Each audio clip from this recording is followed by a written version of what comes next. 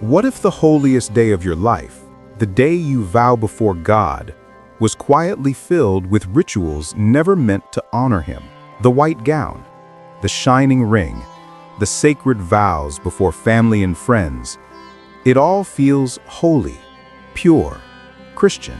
But behind the beauty lies a history rooted not in scripture, but in superstitions and ancient pagan worship. Many Christian wedding customs were inherited from cultures that worshipped idols, feared spirits, and trusted luck more than the Lord.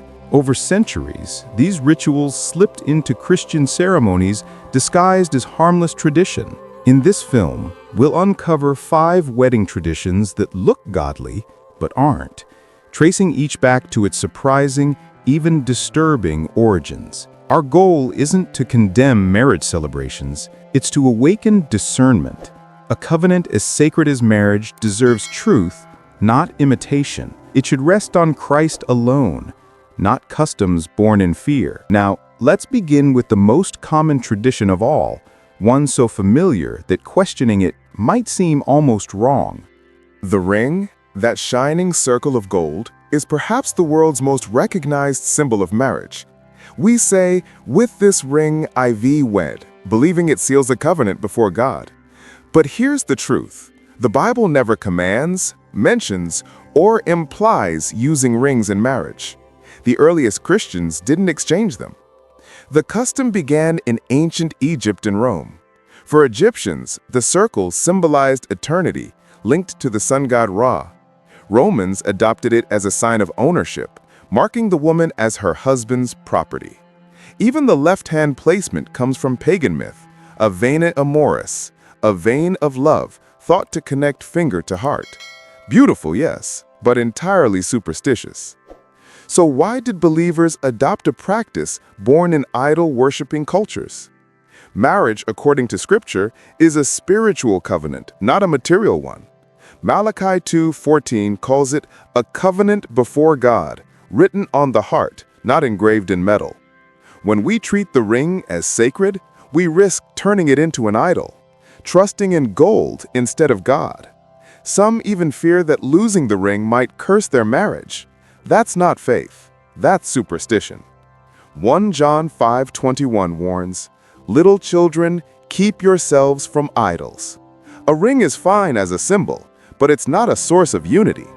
The true covenant lives in your heart, before God, not on your hand. If deception can hide in something so small, what about the people standing beside you at the altar? A Christian wedding often begins with friends standing proudly beside the couple, bridesmaids and groomsmen dressed alike in joy and unity. It looks like fellowship, but in ancient Rome, it was spiritual warfare. Pagans believed evil spirits sought to curse newlyweds. To confuse these spirits, they dressed attendants identically to the bride and groom, decoys meant to attract demonic attack. Yes, bridesmaids and groomsmen were originally spiritual body doubles. Their purpose wasn't friendship, it was protection by deception. The Bible never teaches such tactics. Psalm 91 declares that true safety comes from dwelling in the shelter of the Most High. Protection comes from faith, not disguise. Yet today, we unknowingly reenact a pagan superstition, using imitation and fear where faith should stand. 2 Timothy 1:7 reminds us, God has not given us a spirit of fear, but of power, love, and a sound mind. But fear still echoes through modern weddings, disguised as fashion and tradition. This isn't about rejecting your friends, it's about reclaiming purity of purpose. Because when fear hides behind ritual, it seeps from the altar into the celebration itself. And that brings us to the next sweet tradition, one born not from love, but from fertility worship. The cutting of the cake. Laughter, cameras, shared smiles. It feels innocent, joyful, and symbolic of unity. But few realize its roots reach back to ancient Rome's fertility rituals. At pagan weddings, a loaf of barley bread was broken over the bride's head to ensure fertility and submission. Guests ate the crumbs, believing they received blessings from the gods of fruitfulness. Over time, the loaf became cake, and the breaking became slicing. Yet the meaning remained, invoking blessing through ritual food. But Scripture teaches that blessing doesn't come through symbolic acts, only through God. Psalm 127:3 says, "Children are a heritage from the Lord."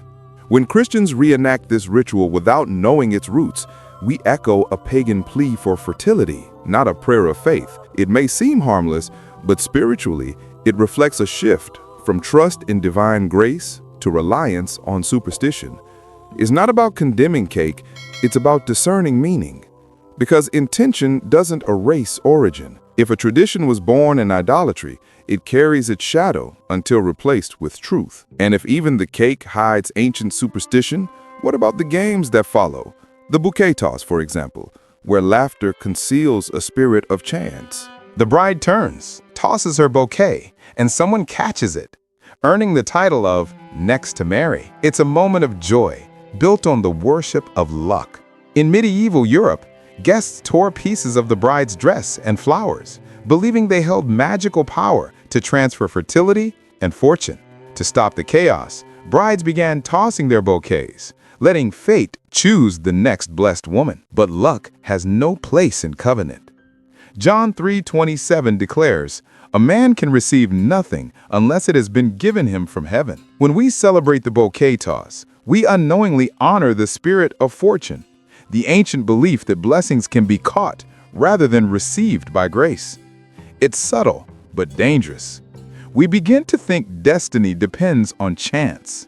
Maybe I'll get lucky. Instead of divine will, maybe it's God's plan. Faith trusts God's timing. Superstition trusts coincidence. The bouquet toss may seem fun, but it plants the seeds of a worldview where chance replaces faith, where luck takes the throne of providence. And if luck has crept into weddings, perhaps the entire ceremony carries traces of the world's thinking. So, in our final section, we'll step back to see the full picture and learn how to reclaim marriage as a covenant of holiness. As the music fades and the guests leave, one question remains.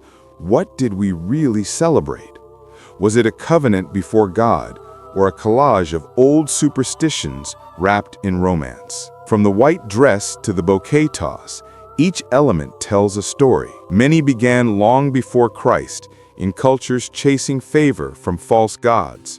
But God designed marriage to be something far greater. Romans 12:2 commands, "Do not conform to the pattern of this world, but be transformed by the renewing of your mind." Marriage is not performance, it's prophecy. Not tradition, but transformation.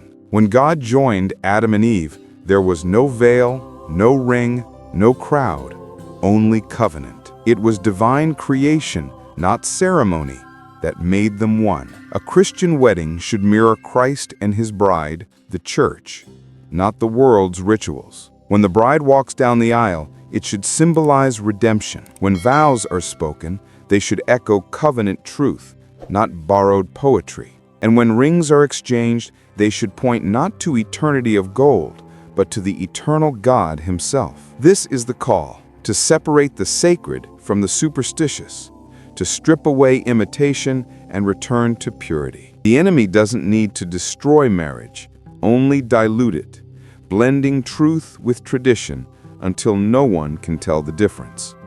But God is calling his people back to reverence, back to covenant, back to Christ.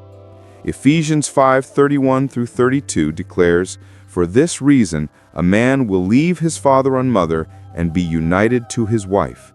This is a profound mystery, but I am talking about Christ and the church. That's the real meaning of marriage, not chasing luck, but reflecting divine love. So before your wedding day, ask yourself, whose symbols am I honoring? The world's or the words? Because a holy marriage doesn't begin at the altar. It begins in the heart, with a decision to let every detail point back to the one who made love sacred. If this message opened your eyes, share it. Let others see the truth hidden beneath centuries of tradition. Together, let's restore the wedding altar, not as a stage for superstition, but as a place of covenant, purity, and eternal purpose. Marriage was never meant to be a performance. It was meant to be prophetic, a mirror of heaven's love, where Christ and his bride become one forever.